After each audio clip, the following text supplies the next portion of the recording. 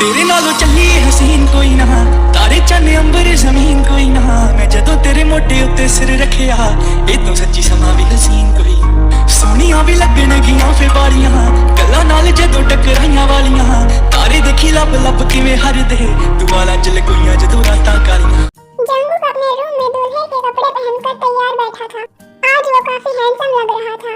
इस वक्त जंगूक ने अपने हाथ में कुछ पेपर्स पकड़े हुए थे। उसके सामने जेनी के पापा जी चैंग मौजूद थे। जी चैंग जंगूक से बोले, जंगूक जैसा तुमने कहा था मैंने इन पेपर्स पर साइन कर दिए।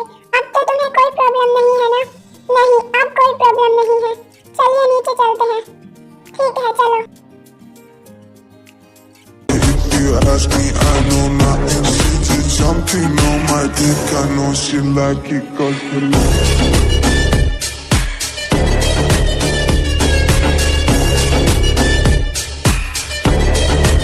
यार कुछ भी कहो, भाई हैंडसम तो बहुत है। पता नहीं आज कितने लड़कियों का दिल टूटने वाला है। हाँ जिमिनी, बात तो तू ठीक कह रही है। दिखने में तो ये बिल्कुल सपनों का राजकुमार लगता है, पर हकीकत में बिल्कुल डेविल है। जंगूक ने एक बार वी की तरफ देखा और अपने असिस्टेंट को कुछ इशारा कर दिया। फिर वो मंडप में जाकर बैठ गया। पंडित जी मंत्र पढ़ने लगे। कुछ देर बाद पंडित जी ने दुल्हन को बुलाने के लिए कहा। पंडित जी के बुलाने पर जेनी की सभी दोस्त उसे लेकर आ गई। जेनी ने रेड कलर का लहंगा पहना था, जिसमें वो बहुत सुंदर लग रही थी। तभी जिमिन बोलती है, आज तो ये भी सुंदर लग रही है। हाँ, सुंदर तो लग रही है। वैसे भी लड़कियां अपनी शादी वाले दिन बहुत सुंदर लगती हैं, पर जो भी हो, वो तुझसे तो कम ही सुंदर है। अब इसमें मैं क्या करूं? मैं हूँ ही इतनी सुंदर। बस कर, जब देखो तब खुद की तारीफ करती रहती है। बस भी करो तुम दोनों। अब उस सामने देखो चुपचाप। जेनी मंडप में आकर बैठ गई और शादी की क्रियाविधि शुरू हो गई। तभी अचानक सारी लाइट बंद हो गई। लाइट के जाते ही सभी लोग पैनिक हो गए। यार ये लाइट कैसे चली गई? अरे कोई जाकर लाइट चेक करो यार। लोगों में हलचल मच गई थी कि तभी एक प्रोजेक्टर चालू हो गया, जिससे सबका ध्यान उस ओर चला गया। उसमें जी चैन के सारे काले कारनामे सबूतों के साथ फ्लैश होने लगे। ये देखकर सभी मीडिया वाले उसकी फोटो लेने लगे। वहीं बाकी लोग ये सोचकर हैरान थे कि आखिर ये सब क्या हो रहा है। तभी जी चैन चिल्लाते हुए बोलता है, ये सब क्या बकवास है, बंद करो ये सब। वो जल्दी से प्रोजेक्टर के पास जाकर प्रोजेक्टर बंद करने की कोशिश करने लगा कि तभी लाइट ऑन हो गई। जंगूक मंडप से चलकर उनके पास आया और बोला, तो कैसा लगा मेरा सरप्राइज? तुमने मुझे 48 घंटे दिए थे अपनी बेटी से शादी करने के लिए, और देखो इन 48 घंटों में मैं तुम्हें सड़क पर ले आया और तुम्हें सराखों के पीछे भेजने का इंतजाम भी कर दिया। जंगूक ने एक बार सभी लोगों की तरफ देखा, फिर एक डेविल स्माइल के साथ बोला, अब देख लिया ना जीवन जंगूक के साथ उलझने का क्या अंजाम होता है। आज पूरे देश ने देख लिया कि तुम किस तरह से इस देश के साथ गद्दारी कर रहे थे। इसे बोलते हैं जैसा मुंह वैसा तमाचा। ये कहते ही जंगूक ने अपना सेहरा उतारा और गुस्से से आगे बोला, ये शादी तुम्हें सबके सामने एक्सपोज करने का सिर्फ एक बहाना था, ताकि सभी लोग जान ले कि जंगूक से टकराने का अंजाम क्या हो सकता है। जंगूक के इतना कहते ही घर के अंदर पुलिस टीम आ गई और जी चैन को अरेस्ट करके अपने साथ ले गई। जल्द ही सबको समझ आ गया कि जंगूक ने जी चैन को पकड़वाने के लिए ही शादी का जाल बिछाया था। ये सब देखकर वे जिमिन से बोलती है, यार जिमिन, ऐसा लग रहा है कि हम किसी मूवी का सीन देख रहे हैं। हाँ यार तू सही कह रही है, भाई कब क्या करते हैं कोई नहीं समझ सकता। सभी मेहमान वहाँ से चले गए। वहीं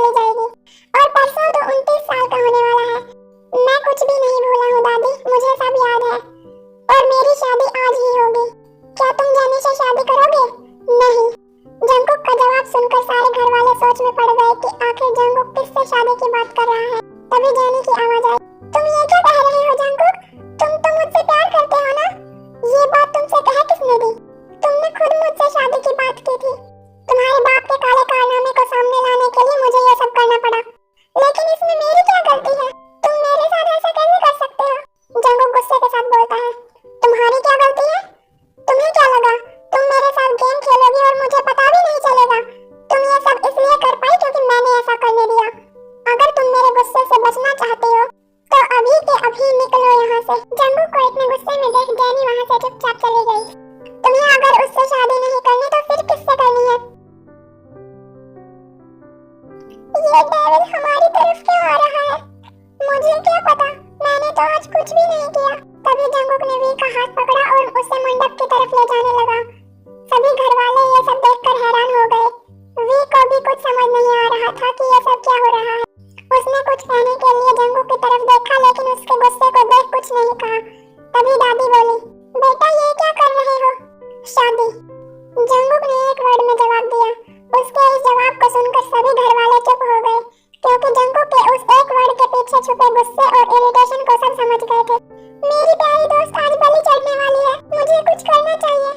जिमिना आगे बढ़कर जंगकुक को रोकने के लिए कुछ कहती, उससे पहले ही दादी ने उसका हाथ पकड़कर नाम से हिला दिया। जिमिन चुपचाप खड़ी हो गई।